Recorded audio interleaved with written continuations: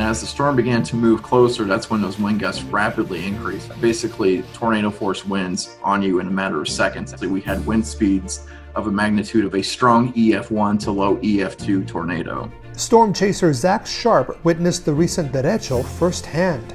The whole central portion of the state, from west to east, was just a total war zone between trees down, structural damage, roofs being blown off. The derecho's strong winds gusted up to 112 miles an hour, leaving a path of devastation across several states, bringing down power lines and destroying farms and crops. The winds of this magnitude just leveled the crops. They lay them down flat, and when they lay them down flat, the corn is no longer good. Nearly 1.6 million customers lost power after the fast-moving storm, with the most impacts to Iowa, Illinois, and Indiana, impacting people's lives in a matter of about 15 minutes. Electric companies and their mutual assistance partners continue working to restore power safely and as quickly as possible to customers still in the dark. Just a huge, big shout out and thank you to those line workers that are working out there around the clock. Restoring power follows a step-by-step process, and safety is always the top priority.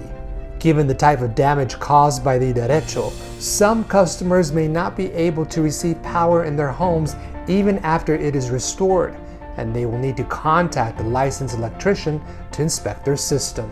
And with this storm, we've seen a response across the whole entire Midwest of extra crews being called in to help assist in time of need. Obviously, they're trying to get everyone back online as quickly as possible, but it's going to take time, especially with how much devastation there was.